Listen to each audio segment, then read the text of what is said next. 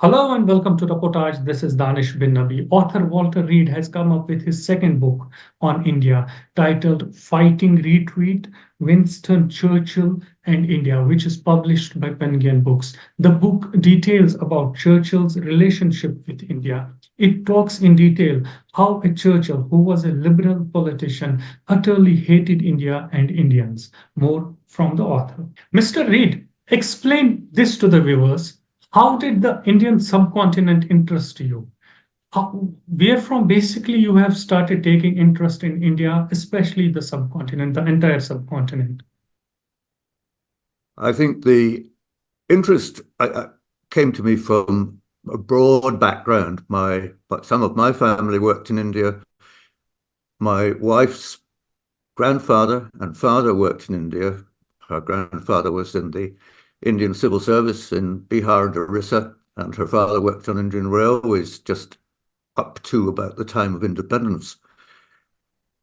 I didn't visit India till maybe about 15 years ago, and I found it very interesting. We in Britain, we have tended to see the history of India through British eyes, and what I saw as soon as I got to India was that the British presence there is just a very small part of a long and very rich history.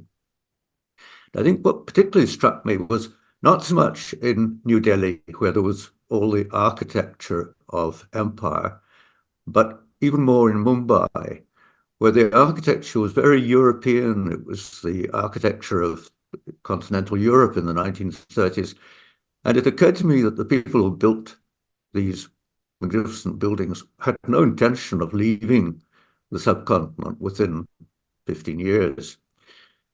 So I started researching and writing about the British policy in relation to India in the 30 years from 1917, the reforms of that year, and 1947, when we eventually left.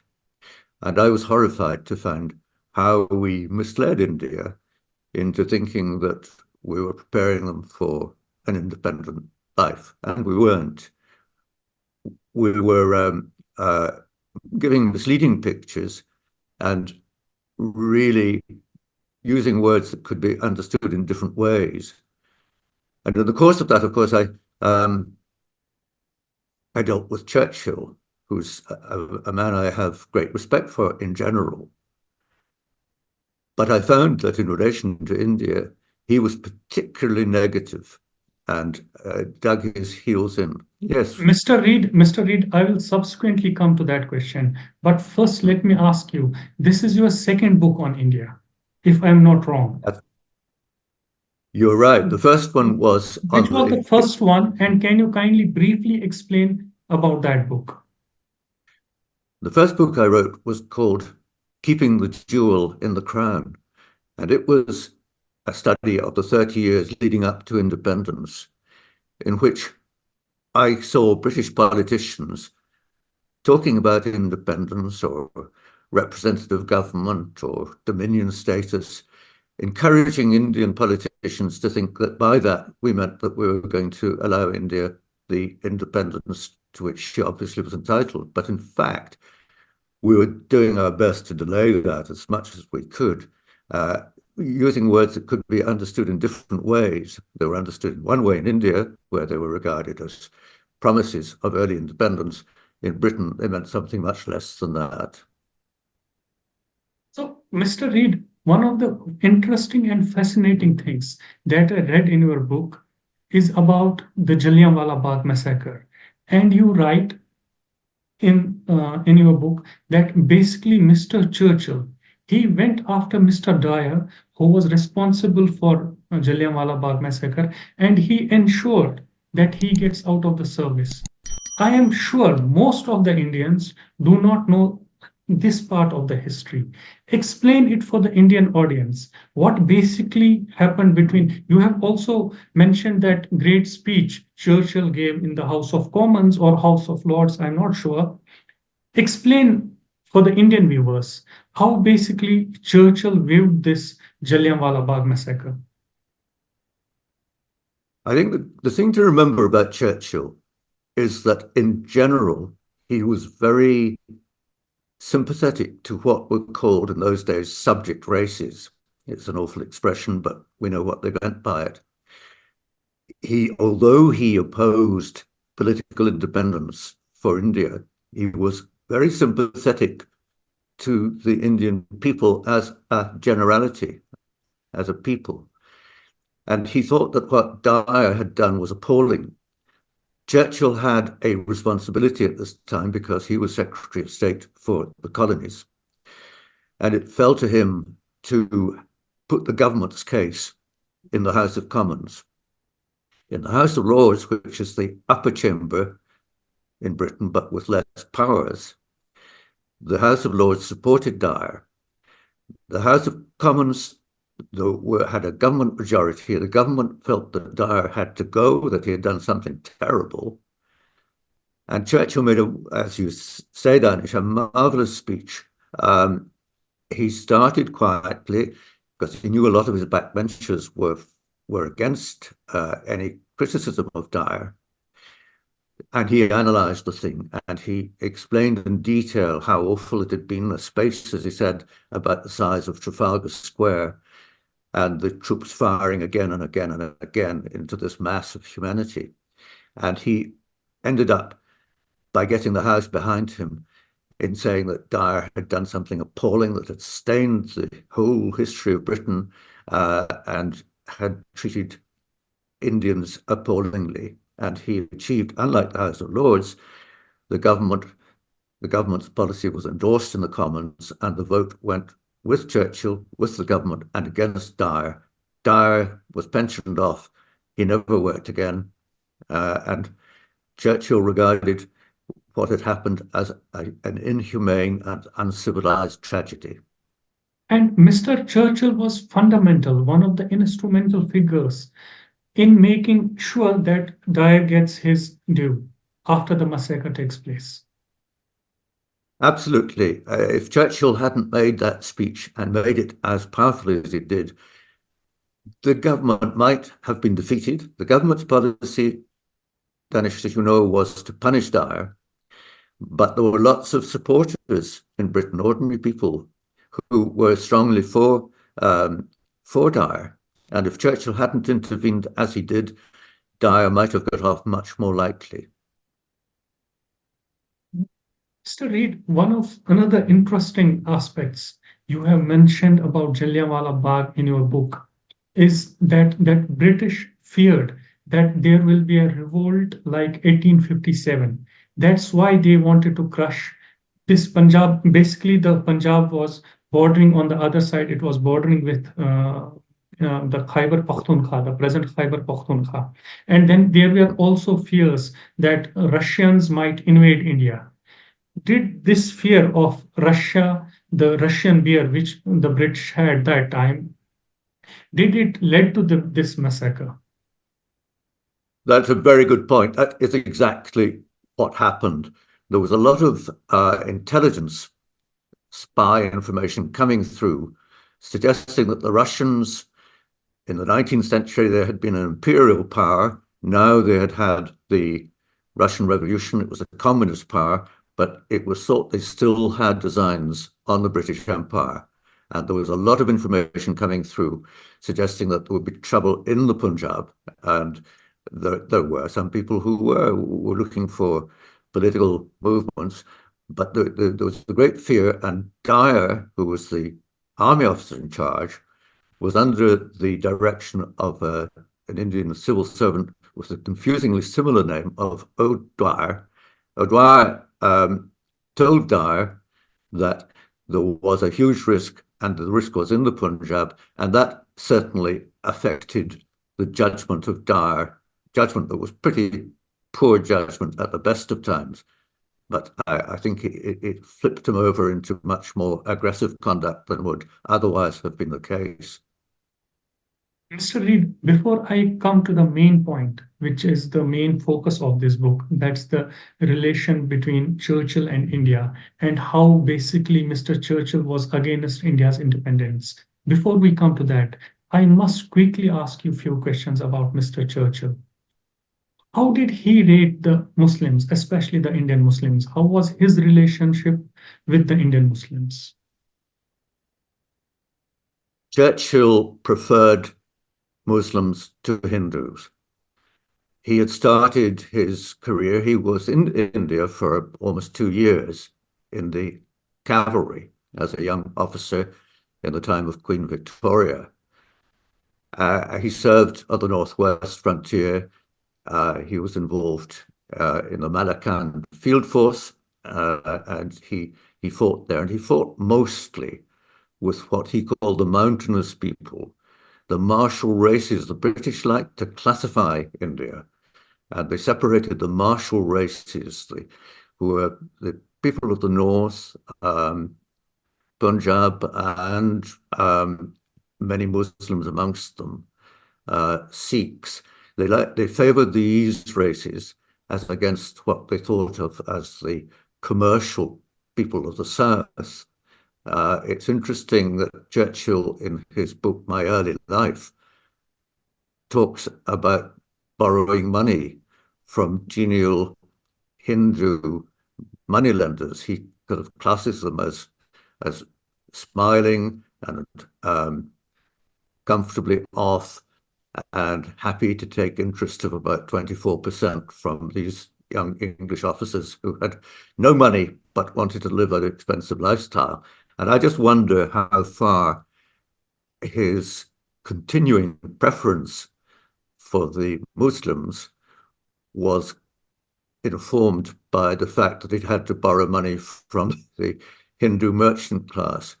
But throughout his life, he tended to separate the political classes who were predominantly Hindu rather than Muslim in the political debate. He tended to separate them from what he thought of the ordinary mass of Indians. And by that, he's meaning partly the Dalits. And the Dalits, he thought, had to be protected against an unrepresentative mercantile class. You never know whether he was practicing divide and rule, which is a well-known British tactic of saying we've got to protect the princes from the Hindus, from the Muslims, and you could add into that and protect the Dalits also. I don't think that's true, actually. I think he really genuinely felt he had a sort of paternalistic duty to look after the Dalits who couldn't look after themselves. But he certainly did seek to divide and rule by separating the three elements, the princes, the Hindus, and the Muslims. And we can talk further about that later, perhaps. Danish. But again, we taking cue from this last question, but when it came to the Palestinian Muslims, you write in your book, and I quote, protesters were machine gunned, bombed, and if Churchill had its way, would have been gassed. Why this dual politics on part of Churchill? He would gas some Muslims, but at the on the other hand, on the other spectrum of the globe, he would protect them.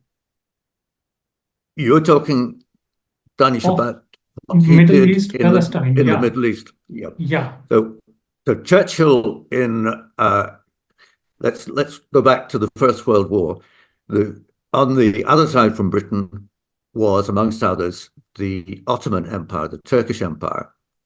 At the end of the war, the Ottoman possessions in the Middle East, that's Palestine, Jordan, and Iraq. Syria, Iraq.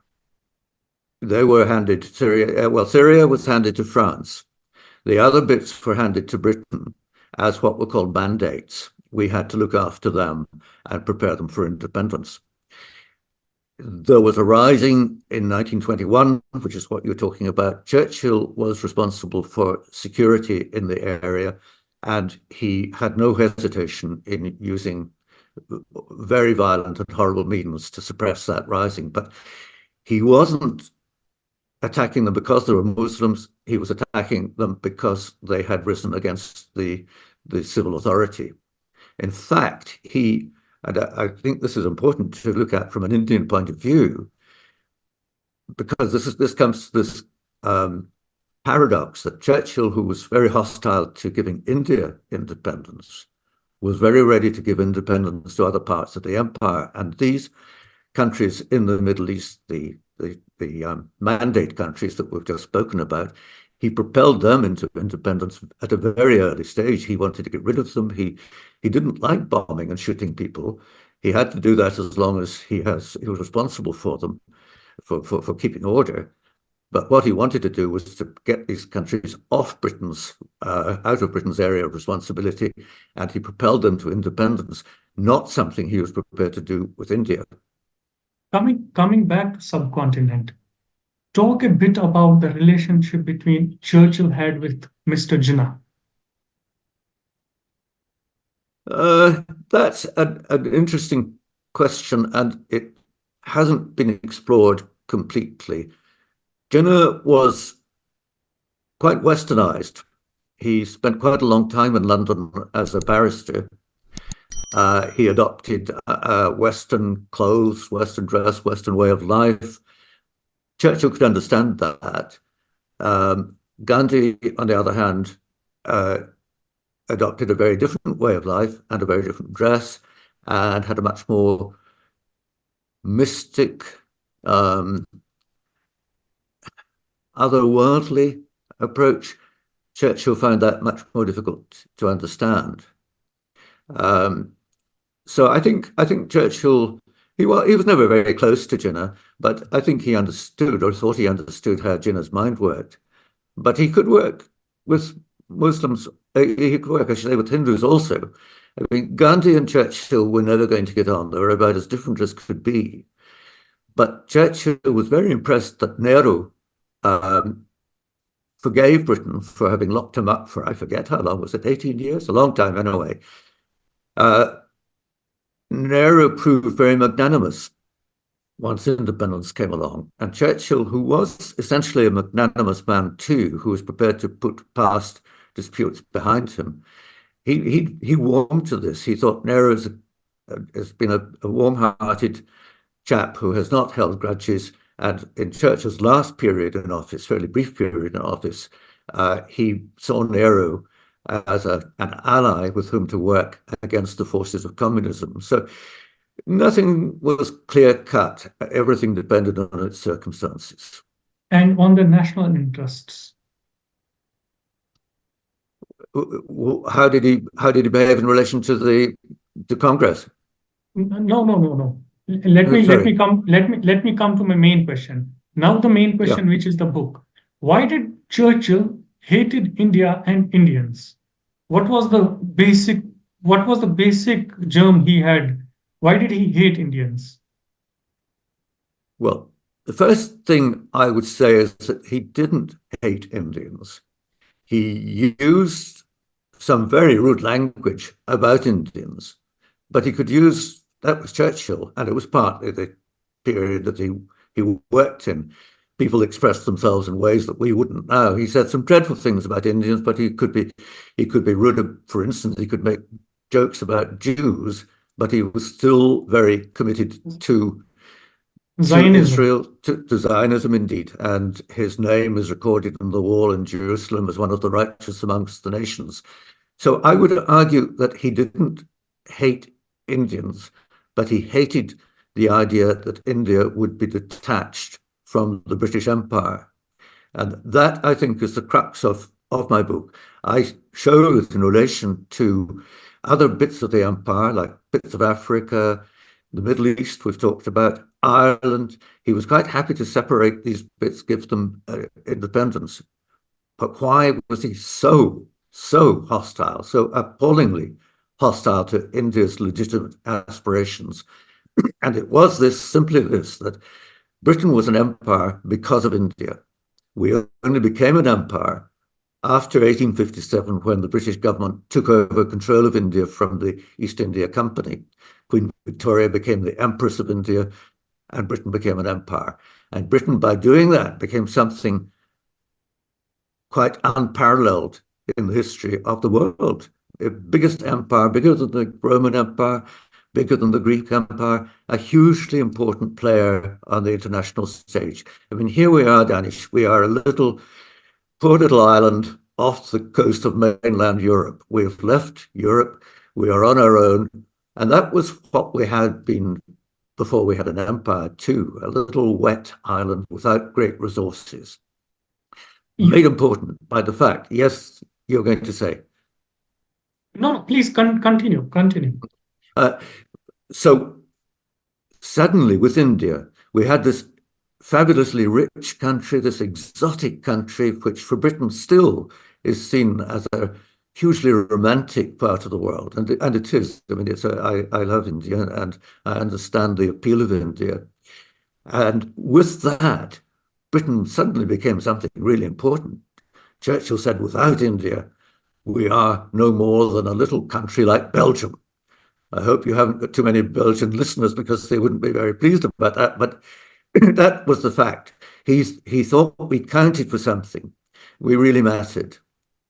And as long as we had India, and at the moment we didn't have India, we would count for nothing. And that is the nub of this paradox that an essentially humane man who loved humanity, who tried at the thought of nations suffering, could be so cruel and hostile in trying to hang on to one part of its empire.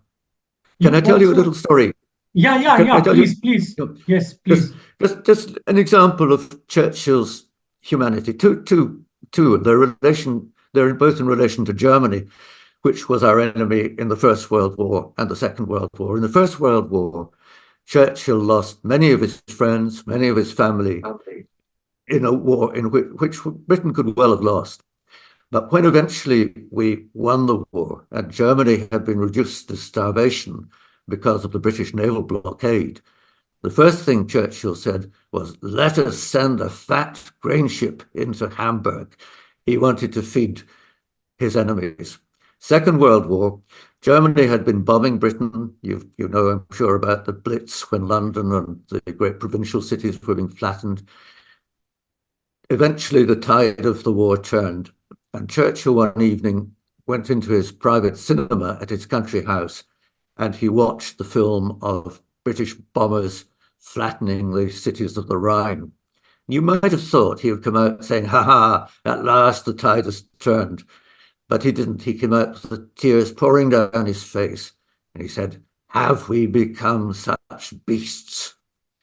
Now, that's a mark of essential magnanimity of the man. And I don't minimize how awful he was in trying to block the aspirations that India had before the war and during the war. But you've got to see it against a broader picture, I suggest. I'm coming to that question now. You also mentioned in your research that Mr. Churchill delayed India's independence at least by 10 years. And 10 years, mind you, is a long time. Yeah. Why did he do so? He wanted to keep India as part of the empire for as long as possible. He had two great opportunities to delay things. The first was when the Government of India Act was going through the legislature in Britain in the 1930s. This was legislation that was designed to bring federation to India and to bring a kind of independence to her at an early date. Churchill and others, he wasn't alone, but he led them, blocked this legislation, and he built into it tensions between the three communities, the princes, the Muslims, the Hindus. And he said at the end of it, well, they've got their legislation through, but we've put so many stumbling blocks into it that we have created what he called a tripod, a three-legged stool. That's these three elements, a three-legged stool on which we can sit indefinitely. So the legislation that came through in 1935 was still there in 1945, and India, as you know, didn't get independence until 1947, could have had it in 1937. The second great opportunity he had was during the war. he saw the war, and so did the then Viceroy, Linlithgow. He saw the war as something that put a stop, in his view, to any more talking about independence or political progress. He said Britain is fighting for its independence, is fighting for the freedom of people everywhere, including Indians, so there should be no more talk of political movement in India. And broadly speaking, he managed to put a stop to any such conversations during the war. So in these two periods, 33 to 35 and 1940 to 45, he managed to freeze political progress, delayed independence, and as a result, created the consequences of the bloodshed of partition, when so many Indians died and so many suffered appalling privations from which I think families still suffer today. Mr. Reid, a lot has been said about Mr. Churchill and his role during the devastating famine in Bengal in 1943. What was his role in that famine? What did basically he do? Did he basically stop the food grains to India, in which millions have died? What was his stand? Kindly explain what basically has happened. A famine took place. The famine wasn't caused by Churchill. Excuse me. And a lot of research has been done on the Bengal famine by eminent professors in India. I think of all the charges Churchill faces in relation to India, and they are serious charges, his role in the Bengal famine is the most easily defended. The famine didn't happen because of him, and he wasn't responsible for a lack of response to the famine. He's remembered for that because he was prime minister, but in fact, people who have lost to history, like Lord Leathers, who was the Minister of War Transport, Lord Beaverbrook, Lord Charwell, other important members of the War Cabinet, took the view that it was important that resources, limited resources, should go to war zones which were involved in fighting which was critical to the outcome of the war. So Lord Leathers, and I'm not totally blaming him for this, but he was the man who had most responsibility in the matter. Lord Leathers said we must get as much food as we can to, for instance, Greece, where the Greek war was at a turning phase. And others also obstructed the movement of grain to India. Roosevelt, President Roosevelt, the great champion of India during the war, was asked by Churchill if he could divert American grain to help in the famine. Roosevelt said, "I'm really sorry, I've got great sympathy, but I can't. The demands of the war are such that I can't do that." So he was saying the same thing as the Churchill advisors that I've mentioned, like Lord Leathers, Lord Charwell. He was saying the same sort of thing. Churchill did secure supplies from Australia and from Canada. What Churchill, the great mistake and the great reason that he is identified with the famine is that he said some awful things. But I've said before, Churchill did say awful things. It was partly his way of arguing. He took an extreme position and saw how other people reacted to it. So he talked about it being important to divert food to sturdy Greeks who are fighting their survival rather than already underfed Bengalis. That's a cruel and atrocious thing to say. Did it affect his conduct? No, I don't think it did. Everyone who had responsibility for the direction of the war had a hand in saying where war resources should go. So And it was not Churchill alone, but all the administration setup can be blamed for this Bengal thing. well, who's to blame? Nature was to blame, first of all, because it But was a it, natural famine. Then the but, lack of, but some blame needs to go to the Mr. Churchill. well, blame goes to a lot of people. There was a lot of stockpiling by Bengali merchants. And the Minister for War in Britain, for instance, thought that But that a lot of the didn't the blame. bug stop with Mr. Churchill? Well, you're right. He was the Prime Minister. He could have overwritten all his advisors.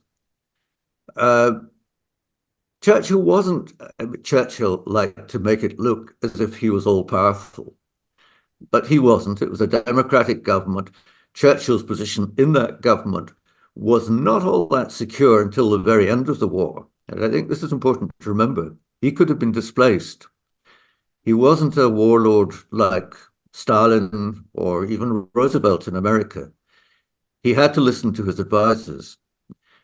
If he had diverted more grain to the starving people in Bengal, then the war, which was already being lost in Greece, would have gone badly. Churchill would probably have been displaced as prime minister. Yeah, he of course, Danish, he has to take a measure of blame. He was prime minister, but others have to take a measure of blame too. I've just said that Roosevelt declined to help. Roosevelt had access to far more grain than Churchill had, and Roosevelt purported to be very well disposed to India. He was always telling Churchill, look, you shouldn't be dominating this country, you shouldn't have imperial possessions, but he wouldn't release any of America's huge grain resources to India. So there were a lot of people to blame, including merchants in Bengal and including some of the local politicians. I mean, there are some very distinguished Indian historians who have dwelt on this. I won't bother you with detail, but the view that Churchill was wholly or even mainly to blame for the consequences of the Bengal famine are not now accepted by the majority of historians in India, let alone elsewhere. So my last two questions. The first one, had Mr. Churchill been the prime minister and in the power in 1947, would he have granted India its her right the independence? I think he would not. I think he would not. I think he would have. I mean, these hypothetical questions are very interesting, but they're very difficult to answer. Um, there was, but in Britain by then, there was a pretty general recognition that India had to be independent. And by this stage, Churchill was in a minority in his party. I rather think what would have happened is that he would have resigned rather than.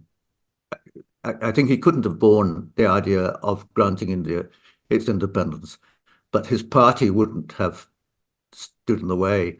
He felt very strongly, Danish. You know, the last viceroy was Lord Mountbatten, who was an old friend of Churchill's. He was the cousin of the king, and it was Mountbatten who accelerated independence. He brought it forward by a year, actually, to try to avoid some of the violence that was associated with partition.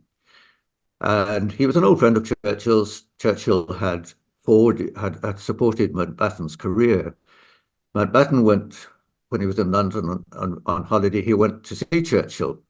And Churchill said, "Dickie, you have slashed my face with a whip." And he turned his back on him and wouldn't speak to him. He was so upset by the idea that India was going to be separated from the Indian Empire. So, yeah, I think Churchill, I don't think Churchill could have brought himself to take any part in giving India its independence, even in 1947. But I think it would have been the end of his political career. Any idea, any reading, any research, or any book that you have come across? Where was Churchill on 14th and 15th of August in 1947? I don't know the answer to that. I don't know the answer to that, but I can be pretty sure he wasn't pouring out a glass of champagne to celebrate Indian independence. He liked So, pouring out glasses of champagne, but I don't think he would have poured out one then. so we are coming to end of this intriguing and long discussion. My last question, which I would like to understand from you, is was India granted its independence because of its political leadership, be it Mr. Nehru, Gandhi, Jinnah, Patel, Maulana Azad, or was the Attlee government, did they basically granted this independence out of their economic compulsions?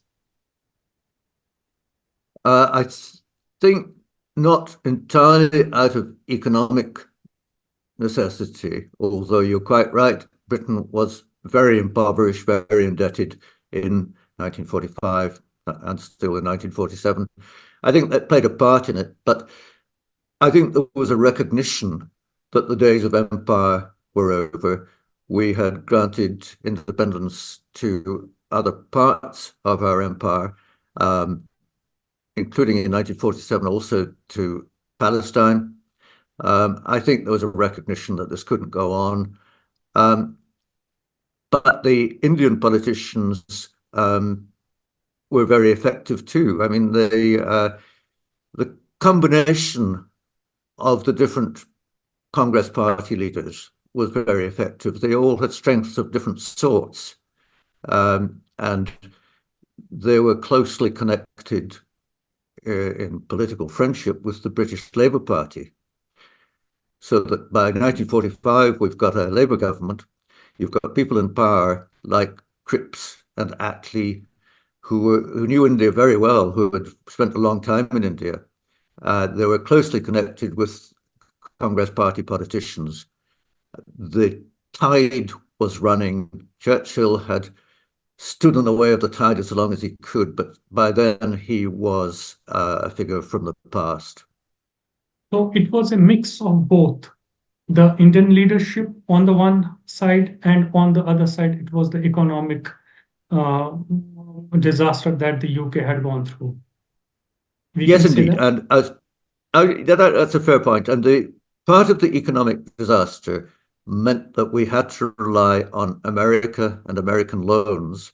And America was very much in favor of Indian independence, indeed, of an end to empire everywhere, unless it happened to be American imperialism, because America saw no need to get rid of the little bits of the world that it had got hold of. But it wanted other people to end the imperialist era. And because we owed so much money to America, we had to pay close attention. Mr. Reid, thank you very much for talking to me. Let me hold your book once again for the audience so that it reaches maximum audience. And I do hope that they read this wonderful account of Churchill and how he tackled India. Please subscribe to our channel Roportaj and press the bell icon to remain updated.